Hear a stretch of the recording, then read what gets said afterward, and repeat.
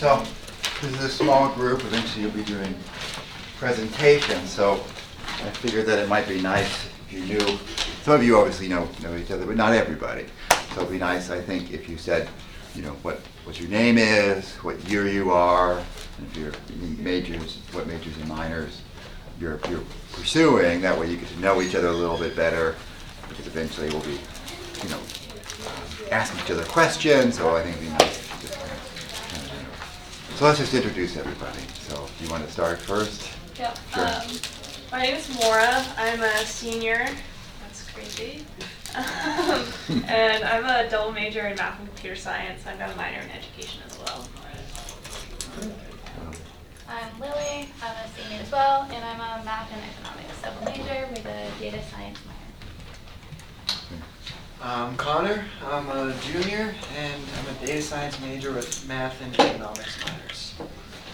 I'm Dan. I'm a junior math and data science double major with a minor in business. Oh, we're just introducing ourselves, saying our names and our majors and year. So. I'm Mark, and I'm, I think, junior and data science.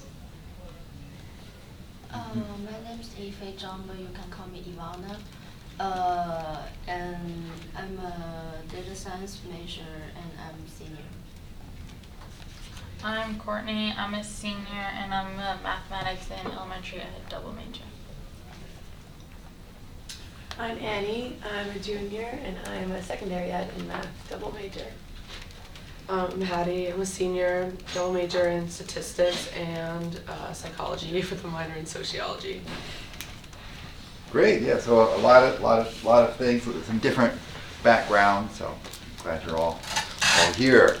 So the plan for today is introduction to R. So go over, downloading, see if there's questions that are changed. Every once in a while, the settings change, and there's a quirk that somebody figures out that helps everybody that's using that type of thing.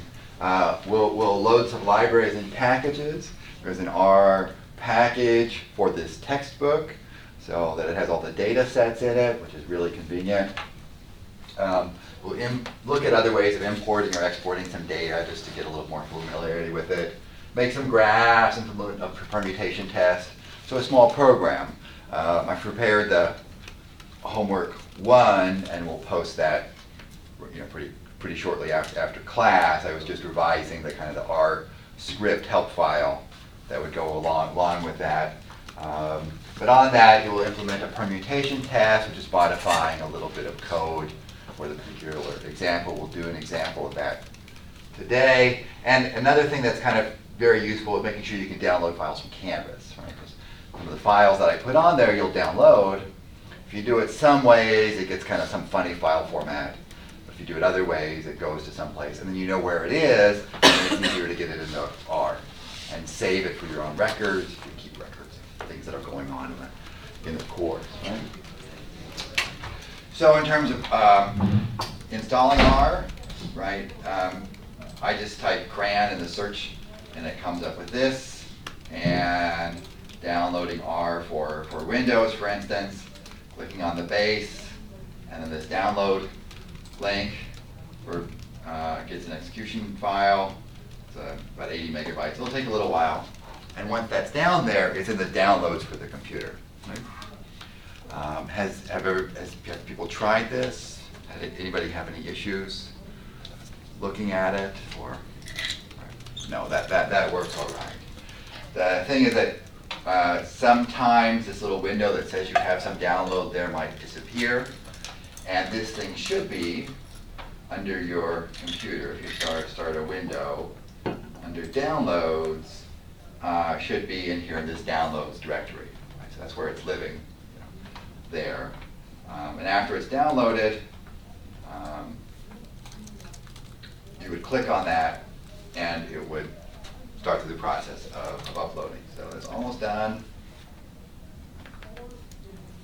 And any differences on Mac in terms of that process, in terms of finding things? All right, that's done. So, and I have 2 copies of this thing. It's click on that. You want to let it change the device, yes. English is fine. Yeah. And then click the locations, and that's just the standard location. I mean, over time, kind of each year, I reinstall there's a way to just update the versions and only have one copy of the program on your machine, but that's something for later. And anyway, that would run, and then R would be there. I can click through. No, I'm not going to do it because it's already there. I can set up yes. But in the end, that typically puts these R things on here, these little icons. Some computers or some programs are 32-bit machines. Most modern ones are 64-bit machines, meaning that they allow for more precision in calculation, more memory. And so you could start either one of these. You just click on that, it's the ordinary R thing. A command, Control L, takes away all that stuff. That clears that console. So if you have a bunch of junk and you don't want to see that anymore, or don't want to print it or save it, Control L kind of gets rid of it, which is kind of nice to do. I'm not going to use that because I'm not going to save the workstation, so I just quit it there and be done. Then the RStudio installation, right, just putting RStudio in there, comes up to the rstudio.com, click on that. There's a link for downloading RStudio. Choose your version, free one for your desktop is fine. And then the different options. Was there any problem with doing this? No, right? So if you click on that, it's also going to download. I might cancel that one. Let me see, is it in my downloads? I've done RStudio before, right? So if you click on that, I think it will ask you if you want to change your computer. That's fine. Currently running, and yeah, so it would click through a few things, and then for some reason, as I did it, I go to my that's kind of funny. Network. There it is. All right, now I'm going to go to my folder for this class.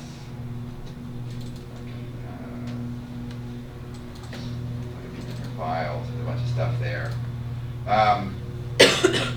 When I did it, for some reason, it didn't get an icon there, and maybe I just didn't put a button or it doesn't automatically give you a shortcut. So down here, I just have to type in R, and it finds RStudio. Right, so if I click that, it would go. If you don't find it there, there's often a way to search through programs, search. It finds it there. So different search facilities on that will find that program. And when it starts, then it starts up like that. Now I put one thing in here as my library. Right, and so most of the console, most of the things will be here. Again, I don't need that thing. The command I typed, I just need that for one thing because I'm working on a controlled machine on the network. So a little bit different. And so when I created that object, then that's up here. And so this thing is a little character string. Oh my. Character string that's there. Right? So one, something that we'll want to do is on the website. So this is under the lecture notes for today. With all this stuff, right? And sometimes there'll be a data set, right? And you'll want to get the data set off out of Canvas onto your computer into R, and then there's these things called R script files. Now there's nothing in the default R program that puts that R script label in there. I just find it very convenient to type R script in there so I know it's a series of R commands, and I'll try to follow that practice, right? So on the homework one, there'll be some data set that you can get. I'll post them there, but you'll be able, there'll be other ways for you to get them as well. And an R script file, so you'll want to download that thing because it'll hold different commands, right? So downloading that thing, so download, let's see what if you hit that and you save link as, that looks like it's gonna, okay, so it's an R file, R script, it seems to know it. I'm gonna put on this PC, I'm going to look through, let's see, I'm gonna put on the C drive this time. You always pick some place where you put it. So some place that you can get to and reference to. So under mine here, under documents, I have this rlib. Here I'll put some stuff, I'll make a little directory for statistics 451. I'll just do that, right? So I'm gonna put that there. It's saved. If I go to this directory, this R script is it just looks like a text file. You could open it, well, you could open it with a text reader or WordPad or something like that and look at it. If you click on it, I think it will ask you to open it. How do you want to open this file? And I'm going to open it in RStudio. So now that R script is up there. So there's a process of downloading it to some place where you know where it's going to go, and then loading it in. And if you click on it, it can ask if it's going to go there. Now, my computer associated that type of file with RStudio, so it worked really smoothly. But say it didn't work, or you just saved something as a text file and didn't put the .r extension on it, but you still wanted to get that into this editing process. Right? Under File, you can open files, and then you need to find it. So under the C drive, there was users, here I am, my documents, and this thing. So if I wanted to open that, it would open it and it's the same there.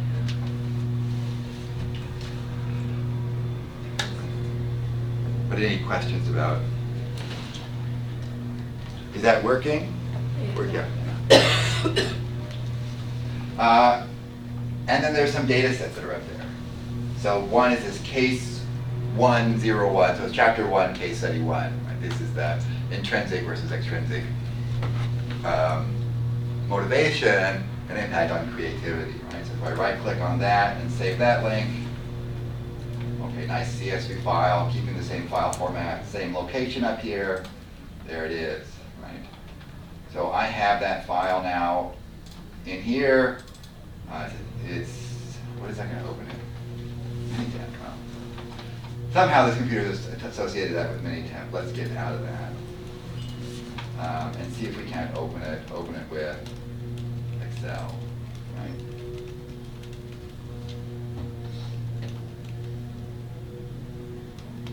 Right. And so it's a pretty simple file. There's a score column and a treatment column, and then score values in terms of creativity. These were averages of several raters, right? And then extrinsic, and then if you go down further, it's intrinsic, right? At the 3 different values there. Right?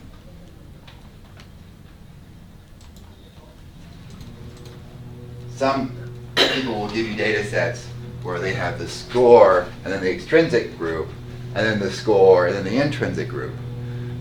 Or just one column that's extrinsic and one that's intrinsic. And sometimes you need to move the data around to get it in a certain format for use with the program or to do what you want to do. We'll take that up a different time. A little tedious, but you know, it's just a fact of life that people will give you data in different formats, and you got to put it in some way that's good. So that's the file there. And we want to get that into RStudio. Right? Well, where am I? Right? So under these files, what is this seeing? So it's seeing some stuff, and my files are not there. Right? So if I just tried to read this in, you know, if I tried to call my first data set read.csv and just do cases 0101.csv, it says it can't find it, right? It doesn't know where it is, because it doesn't know how to find it on the computer, right? So, one thing we can do is change the working directory to be that location, right? That might be the easiest thing. Because if you change it to that location, anything you put there, it will find, and anything you write out to save, it will go to that same place, so you know where it is. There's a little bit of control of input, output, and mostly that's telling you where are things and where should they go. Right? So under the session, we can set the working directory. We can choose a directory here, right? And back to the same thing. Here's me. Here I am. Here I am. Here's my documents. Okay, so I'm in that one. Right. So it's set working directory. So if I know that whole structure and I just set that, set working directory is the command, and that's my location. Right.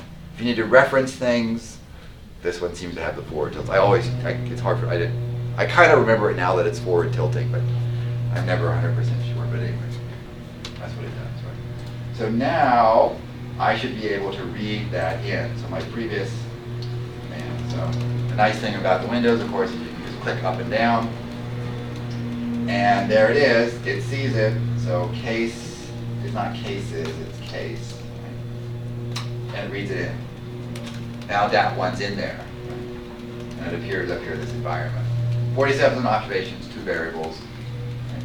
You click very carefully on that little arrow. It'll tell you the names of the columns. Right? So you can kind of see there. And gives you the first few examples. Right? This says it's a factor, it's character strings, extrinsic, intrinsic, and it's treating it as 2 levels. It's a little more of a technical thing that we'll talk about eventually. If you click on the .1 thing here, it opens a little view here. So you can look at it for a little bit bigger. If you get a really big data set that has hundreds or thousands of observations, then this thing will only be kind of a snippet, the first 50 rows or something. And it kind of cuts off if it has a whole lot of variables. But you get a little picture of what it is there. When you're starting with a new data set or reading one in, it's often good just to check that to see if it looks like it's done it the right way. So, with this comma-separated file that was here, I made the location know where it is, and since I knew it was a CSV file, what in this says it's a CSV file? Well, it says CSV file right there.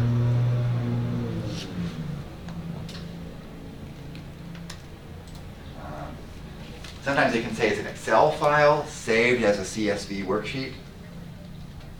So it might say Excel, but then have CSV here, or so I mean, you can have different versions that are CSV files. They all should read in that kind of same way. Another way to read that one in, right, is there are some commands for importing things. Right? There is importing data sets. Right? And so if you're using SAS, SPSS, Theta, Excel, and other things, that link here, this pull down, can help you with that process. Right? So this first one is just in the base. So when you load R, there's some base commands. It knows how to do addition. It knows how to do multiplication. It knows how to calculate means and make histograms. A lot of those basic things. And so there's some base commands for input-output.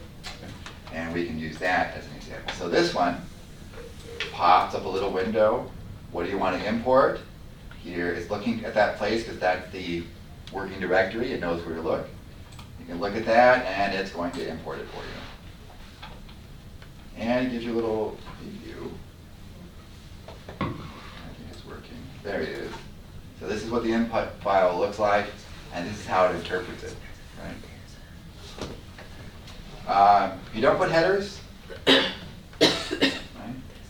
Then it thinks score is actually a value, right? And it's going to give it called the headers. It's going to call it variable 1 and variable 2. We don't want that, right? So we want headers because they're there.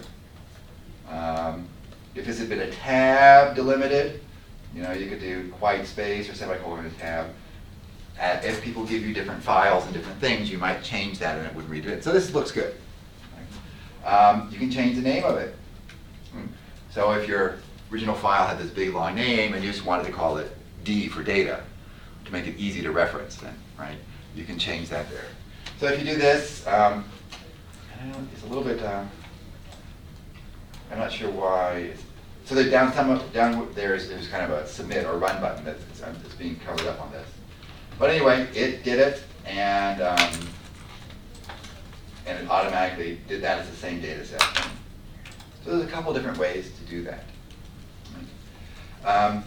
The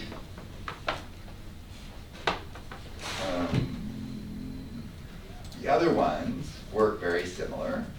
So the second one is importing something, right? So it wants a couple packages in there. And read RCPP, it wants updated to those. So this is a little, if I just try to do that now, it's going to cause me to have problems because I can't write to this. However, I can write to my own directory. So this is a little funny thing, right? So there's this mylib thing. Right. So mylib, I created a little thing here. So I'm going to install something called a packages, and I'm going to get these two little things, these little reader, READ, reader package, and for install packages, you can tell it where you want to put it. I want to put it in my, you don't have to do this, you don't have to do this. So installing packages, look at all this stuff it's doing, right? A package is a whole collection of commands and stuff. And this one's pretty big, right? And if this,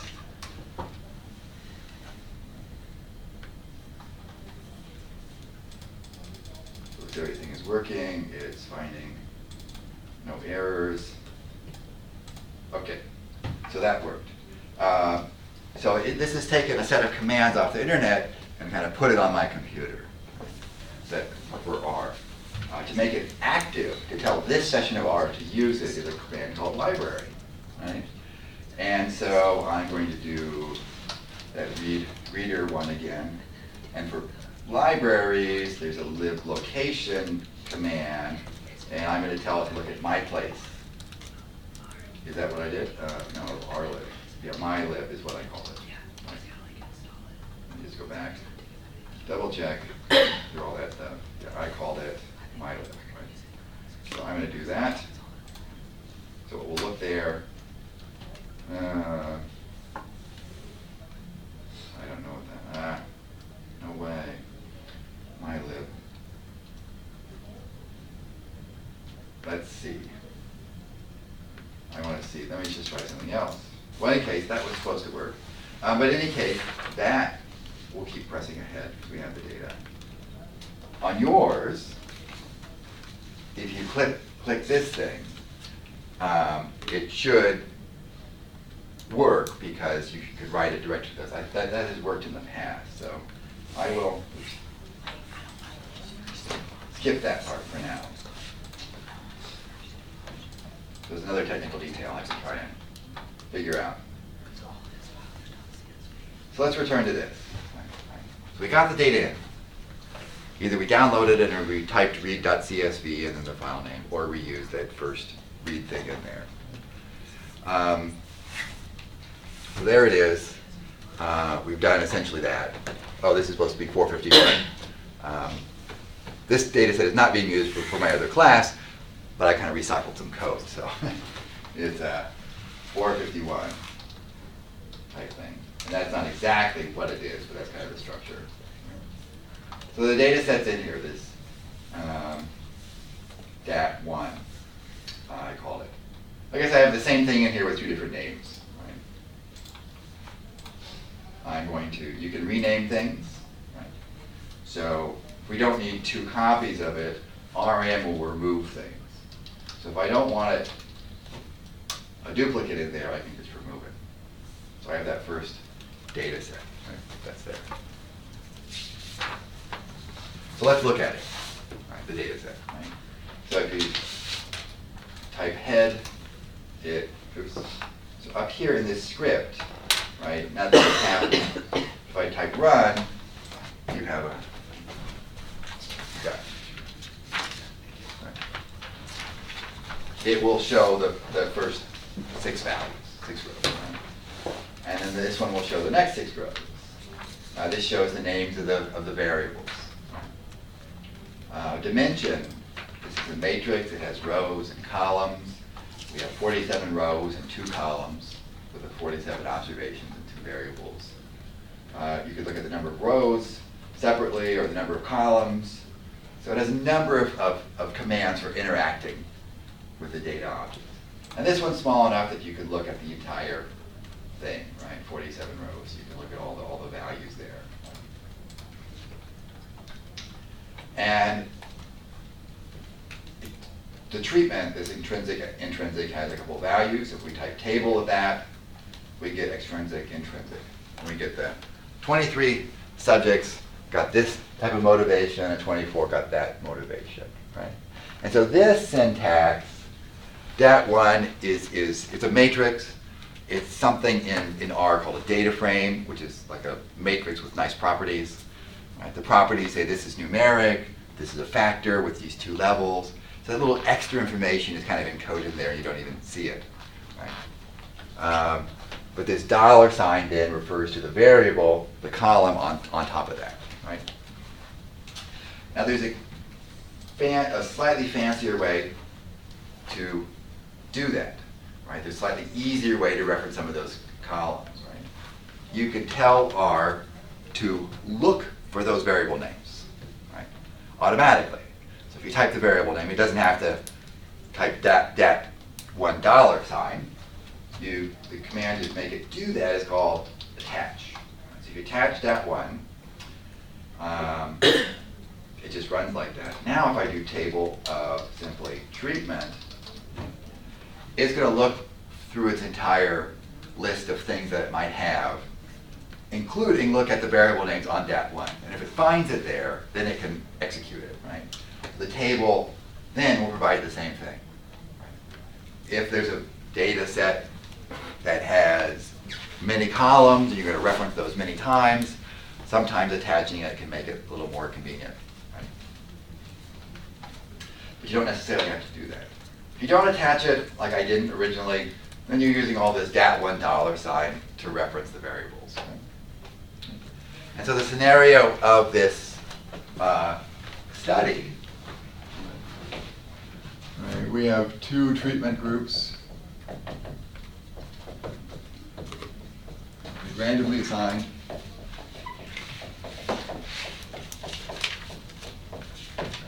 There's 24 in one group and 23 in the other group. And so 24, we're in the intrinsic motivation group. You should write just because it's good to do so and good for you and a worthy activity. The extrinsic was about rewards and getting things, and right, as those. And then the outcome being measured is some score of creativity, each on a poem. Right? So the students wrote a poem. It was sent to external evaluators who didn't know what type of motivation they had, and they scored it in terms of creativity level. And that the number that's scored there is the average. Right? And so we're interested in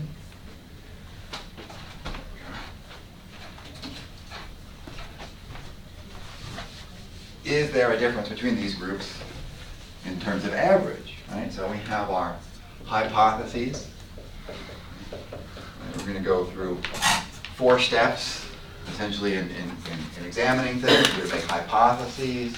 We're going to look at our data, get a test statistic, evaluate it through a null distribution. What is the distribution of the test statistic under the null hypothesis? And then make a decision. Right? So hypotheses, our question really is, are the average scores the same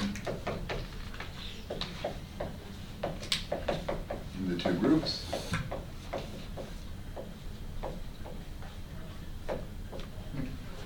So if we said a full first null hypothesis, if mu sub I is the average creativity in the first group, in the intrinsic group, and mu sub E is the average in the extrinsic group, right? The null hypothesis would be that they're the same, that there's no average difference, right?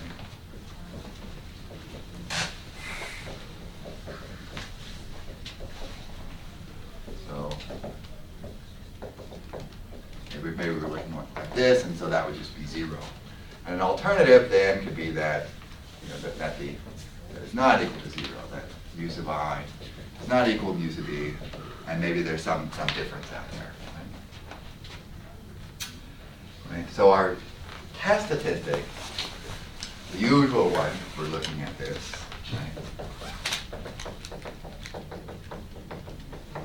is going to be the average under the intrinsic group minus the average under the extrinsic group. You could do it the other way, one group minus the other one. It should be arbitrary which one you subtract from the other one. Sometimes it's easier to do it so that it's a positive value.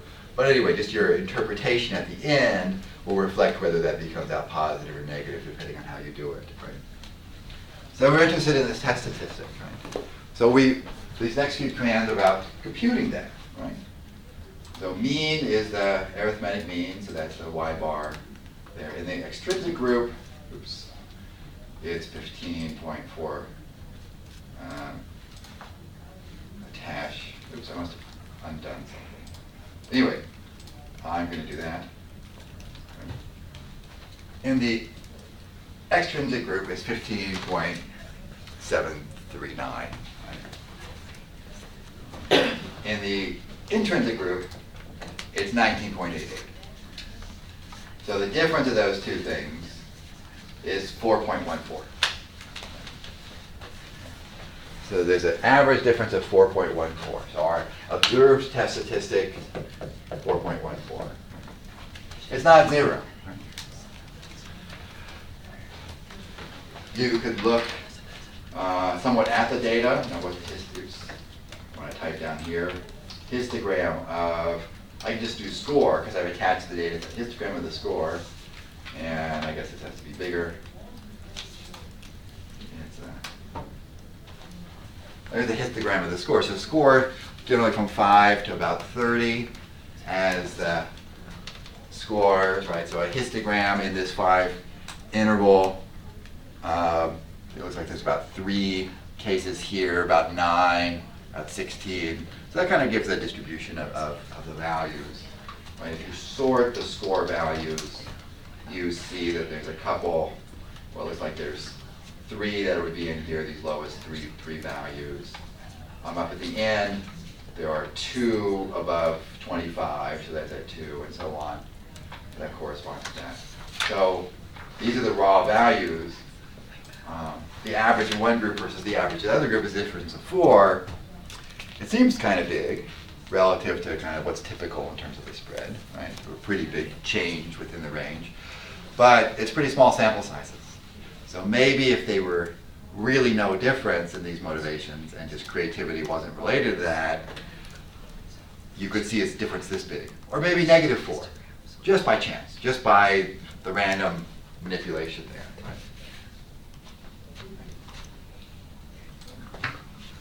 Right? Any question on the computing so far for doing those things?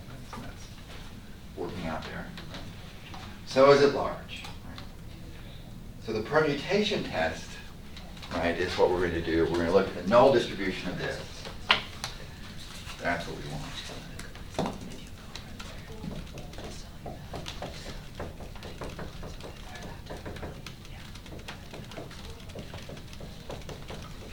Of the test statistic. So if the null hypothesis is true, really no effect, and the fact that some are intrinsic or extrinsic has nothing to do with their scores. So if we had randomly assigned somebody that originally was intrinsic to the other group, their score wouldn't change, right? Their score would be the same no matter which group they were in. So we could randomly mix up the people, whether they were intrinsic or extrinsic. That wouldn't change scores if there's no effect at all, right? So we are going to simulate this, so we're going to combine the 23 plus 24, plus the 47 cases together. We're going to randomly pick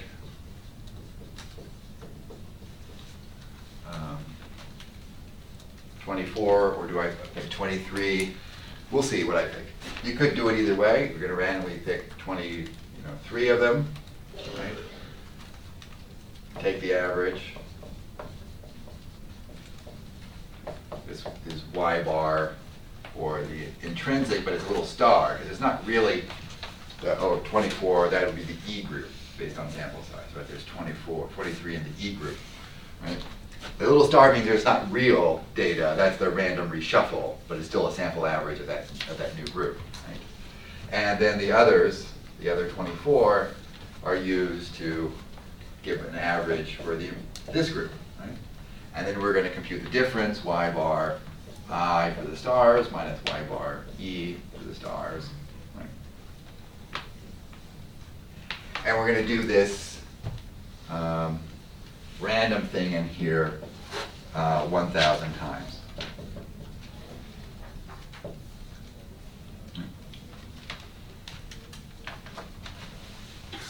Some people, would use capital N or capital M. I like capital B in there. That's kind of how I got into it, because B looks so much different than everything else in my code.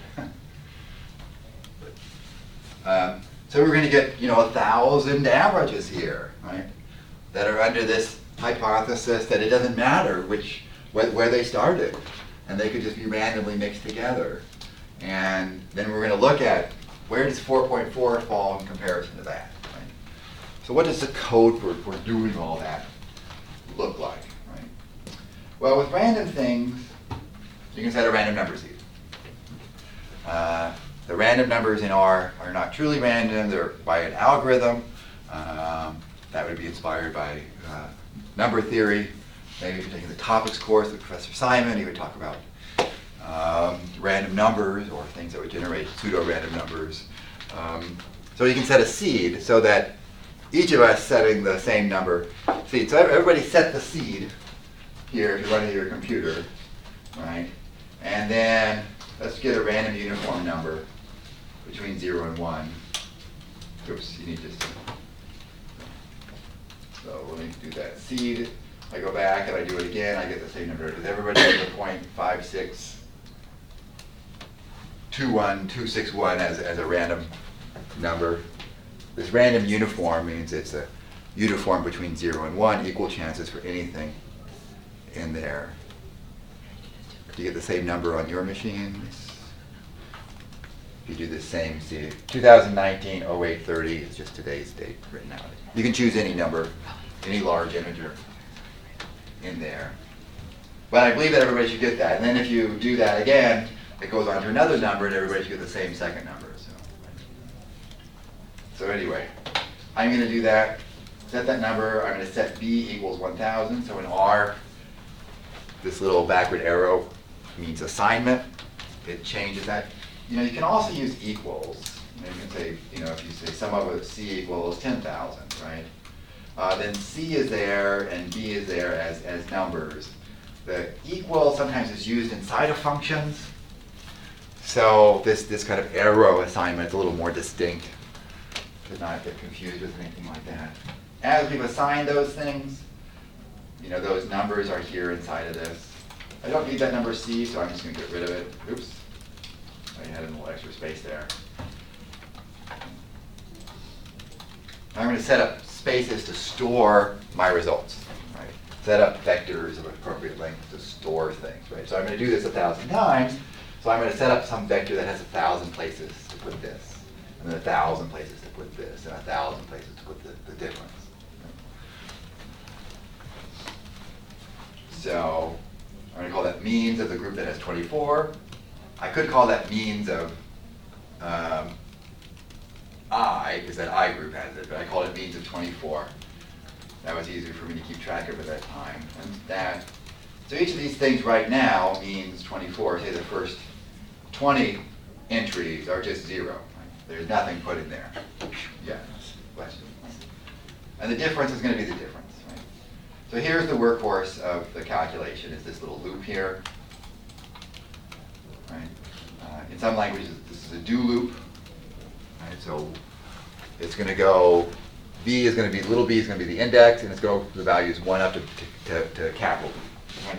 That syntax, like 1 to 20 that I just used there, right, are the numbers 1 through 20. That can be kind of neat. You can do it kind of 10 down to 1. You can do it, it'll go backwards. Right? There's another command if you need sequences. So you can do 0 to 10 by 2s. There's other ways to count and get things, right? There's help in R. So for instance, that help viewer, there's a sequence generation that generates different. It's a little hard to read there on this screen. But this is kind of compact, I think, because my screen is kind of smaller. A bigger screen and making the font smaller when you're sitting in front of the desktop makes it a little easier to see stuff. Right? Right, so I'm going to go through that. So first time the little b is going to be 1. And I go through and I sample from the numbers 1 through 47, 24 times. And I do it without replacement. Replacement equals false. Right, so I'm going to get 24 different numbers, right? And those numbers will correspond to the rows of that matrix of the data set. Right? Right? And this double bracket in here, at that bracket, the square brackets, means subset. Right? And so I'm going to subset those particular indices. So in general, right, I've attached the score, so I don't need to type that $1 sign. But the first score is 5. The scores 2 and 3, the second and third ones are those two. Right? The scores, the 10th through 12th ones are like that. And I think if you reverse the numbers, right, 10, 11, 12, it will pick them out in the reverse order. With very flexible subscripting. And if you take the scores, you do a minus, right, is if you take away the numbers 40 through 47, right, that's taking away most of those. Right? That gives you the first 3. Right? So minus a row number means take it away. So this is going to do all those 24 numbers that I picked, and then I'm going to do it again, but take those away, which leaves the other ones. I'm going to save the means for the 24, the means of the 23. This closes off that little loop, right? And instead of putting differences, I could put difference in here and take this one minus that one, but if I do it like this, it will take the vector of 1,000 entries and the vector of 1,000 entries and just do component by component, row by row, and take it. So this way, I didn't actually have to set up differences here before doing that one. That I could have just done it kind of on the fly there. So just make sure everything is click through it to make sure everything's set up. Right, so that RAM, that's done. The differences are done. Here's a histogram of the differences. And make it big. And what I'm doing with my mouse, right, I'm just putting it on here, or you can put it right before it, and then just pressing run. Right? Right, so this was the script that was on Canvas, and I downloaded it, put it in R, and then just kind of click through. Right? So particularly at the beginning, some of the code will be like that, to help do through things, and then it's more talking about the procedures, seeing how the results go. Right? As the course goes on, there'll be a little bit of programming. It won't be vastly complicated in terms of things, but a little bit more. But it'll be building on this same type of style. Right? Here's the histogram of the differences. Right? And where is 4.4? Is it typical? Well, this is supposed to be a simulation under the null distribution, right? Assuming that the null distribution of no difference is true. Right? How does this reflect that null hypothesis? Looks like we're going to be able to reject it. Yeah, it's pretty much centered at 0. Our 4.14s up here. And I'm going to change this here. I don't know why I had that, but it looks fine. That 4.14 is there, right? So this command AB line is a pretty flexible command for putting a straight line on there. It has different options, so if you type help of AB line, you can see what it can do. Right.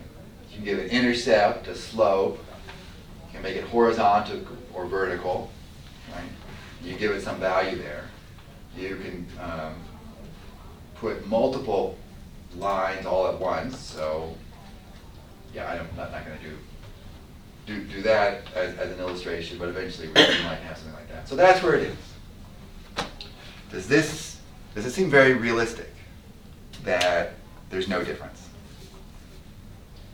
No, I mean, our observed is out here.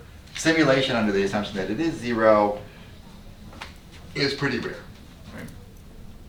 So kind of based on that, we might conclude, no, we don't think they're equal. The way we've calculated it, the intrinsic had a much higher average, and we could conclude that the intrinsic seems to be more beneficial for creativity, produce a higher creativity.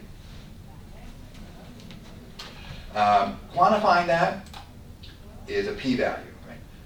What's the probability that a difference that we have is greater than or equal to the one that we actually observed? Right? All right, so what's the chance that we're actually greater than that 4.14 under the null hypothesis at 0? Right? So that we can count the number of times this greater than or equal to, the number of times that diff is greater than or equal to 4.14. So if I did say, I'm just going to do the first 10 entries under that difference. Well, those first 10 numbers are there. How many of those are greater than 4.114? Right? This produces, they're all false. They're all less than that. Right? So these are the actual difference numbers. But I'm going to do it with all 1,000. Right? Turns out that 3 of the 1,000. Right? 3 out of 1. Oops. Right? 3 out of 1,000. If I reuse that code and divide by capital B, which is 1,000, right, that gives me the same number.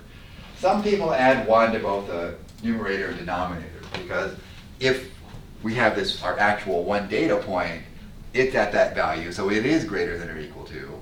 Right,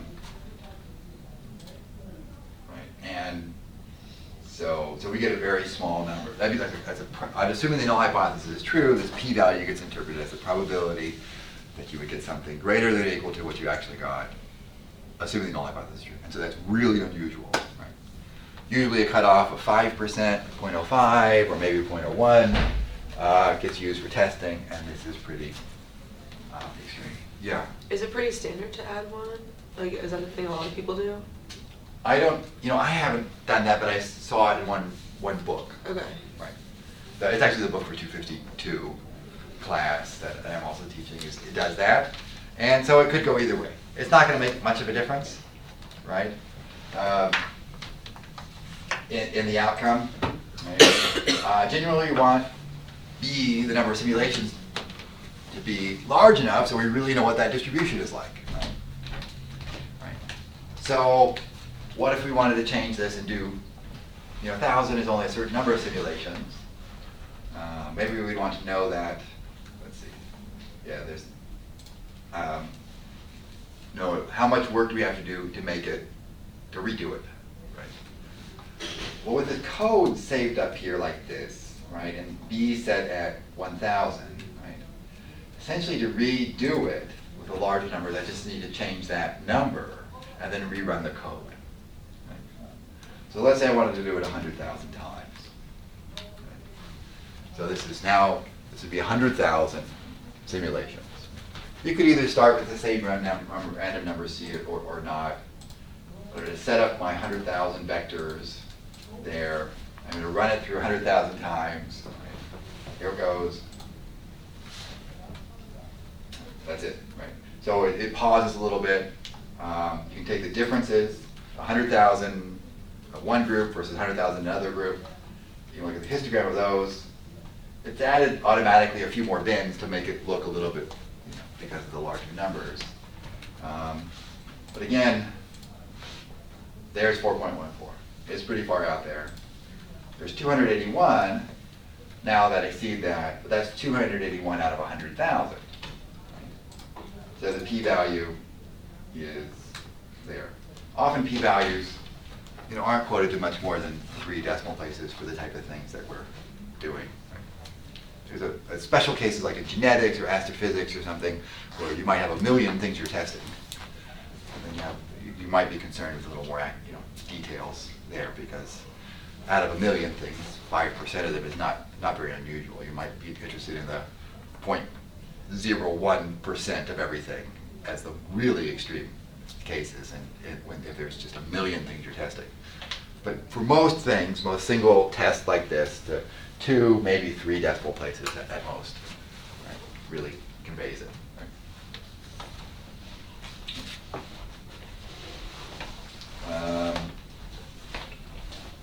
But any questions about getting that stuff in there? I just have a quick question about Yeah. downloading these files. So like the first time you're assigning to the DAT1 and DAT2, you're assigning, the read CSV and the document path. How do we find like document path? Because I sometimes have trouble like finding the correct document path depending where I'm sitting. So like the second one here, if I just save the link as, where does it want to go? I guess that's going to go back in my documents. Yeah. Some of it's looking here to see where that is. Yeah. Right? I mean, another place that sometimes it goes into downloads. Well, yeah, I know where it is. I just like when I put, instead of the Z colon, when I put documents, it comes up with an error saying can't find it. So it might not be called Z. Okay. Right? In the sense that, so one way to do that is to go to this session, and then set a working directory, and then go through and try and choose the spot Yeah. where you think that thing is. Under this files, you can do it as well. See, here's a path. Okay.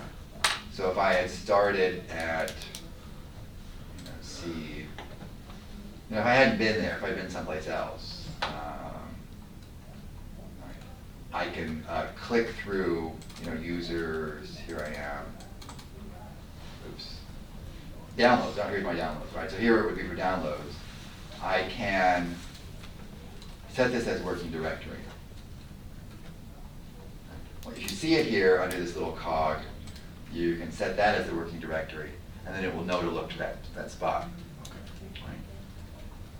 Or under this session, setting the working directory, there's this file panes location. So it's going to say, use this location that you see. Right? One way to check that is a command, this dot files with parentheses. Right? And that will list the files that the machine is actually seeing there. Right?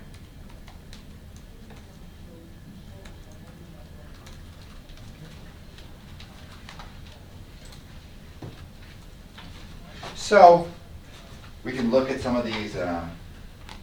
It's always good to look at the data. Here's a histogram of the scores. The range of the scores goes about 5 up to 30. If you want to split it, this is taking a subset here, the ones that are intrinsic. It's also possible, say, to save that subset of the data for future reference. So you don't always have to keep typing, getting the subset of things in here. Right? So for instance, if you do the intrinsic, you just call it, do that little part. Right? That will save the 24 intrinsic values in something. Right? So you can do histogram of intrinsic. Right? And given in a context like this, we're doing it over and over and over again, saving out that part can make it a little bit easier to deal with, right? There's the intrinsic. Here's the extrinsic ones. Right. You can toggle back and forth up here.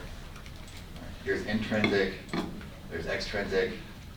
So intrinsic looks a little bit shifted a little bit to the right relative to those two things. Right? Box plots are another option.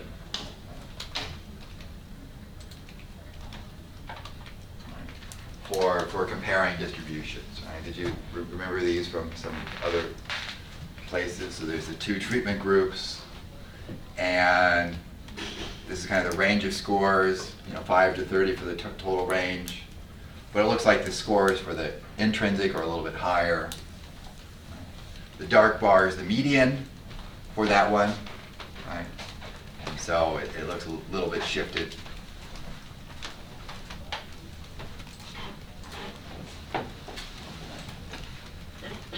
But maybe, in this context, the data don't look, they're a little bit skewed by groups, right? The median's a little pushed up towards the 75th percentile, kind of far. So it's a little bit skewed as we looked at the histograms, right?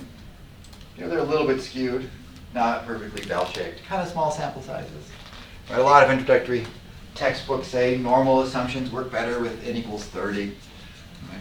These data start out not too far, so normal assumptions like we do at a t-test on Monday aren't too bad. So I wouldn't be overly concerned. But you might say, well, I'm not so sure I want to assume that these things are normal and so on for t-tests, or maybe the mean is sensitive to one outlier and so that's influencing things. Right. So another way of setting up this problem to evaluate the same question, are these two things the same? We could say that the median for the intrinsic is the same as the median for the extrinsic, versus an alternative hypothesis that these things are not the same. Maybe you use the median as your test statistic, right? And then you're going to, the test statistic is going to be the sample median for the intrinsic minus the sample median for the extrinsic. And we can see what that is, and then evaluate it. Right? Is that going to lead to significant results? Sometimes doing statistical tests on different parameters sheds different light on a result. Sometimes if you do it both ways, it confirms the same thing, and that is convenient to say, right? So, so I assigned the intrinsic. I'll make a quick one here, extrinsic. Oops, I may mess that up.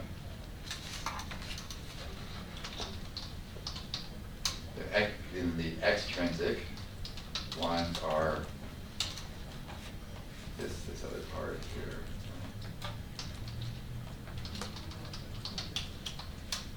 Right. So the median of intrinsic, yeah, see it. And the median of extrinsic. So RStudio is also nice because it does completion of some things. So I can just type tab and it'll do that. So 20.4 versus 17.2.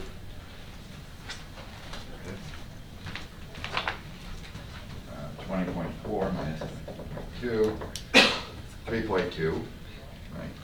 Not quite as exaggerated as that, but still a pretty decent difference. Is this more than we would expect by chance, right? So our null hypotheses are about medians. How much work do we have to do to change the simulation to do that? Do you want to really have, well, we're kind of almost out of time in class. I've gone too slow talking about stuff, but how much of a change do we have to do? Where is that simulation? There it is, right?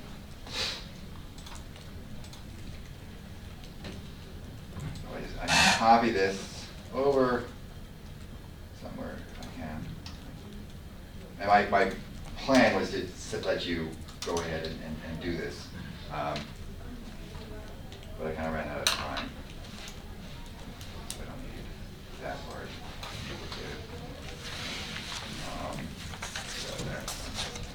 So if these things were all changed to median, so median of 24, median of 23, is the median of 24, the median of 23, and these things were median and this was median here. And this one was median, and this one was median. That's basically all there is to the change. It's the same random assignment, but now we're just computing the other statistic. So we can run that. I guess we're still at 100,000 because B is still 100,000. Yeah. Took just a little bit longer. And the histogram of the differences on the median scale looked like that. And so 3.2, that doesn't look quite as extreme. How many of these things are? Where's 3.2? How many of them? 3.2. How much do we have there? So it's still quite small. Maybe not as small. Right.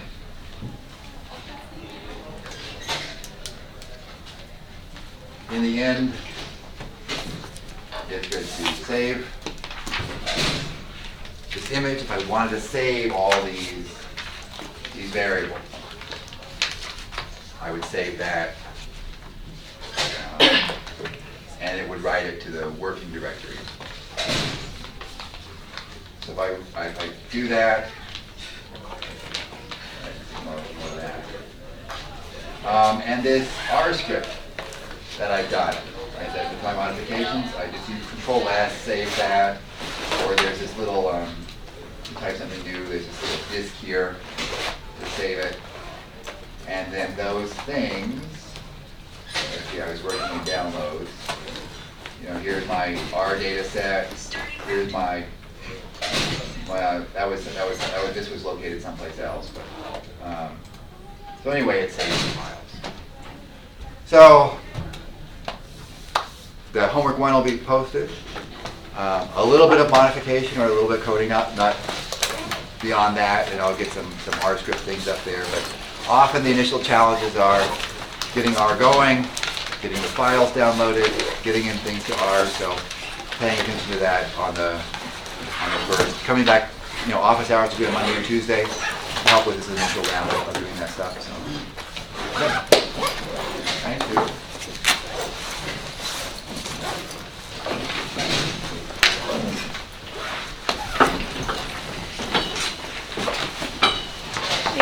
Yep.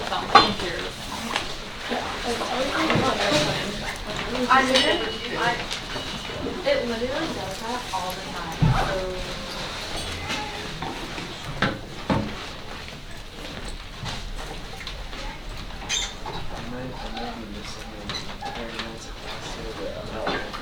So The reason why I have to drive back, I'm just an MRI. Oh, I'm what?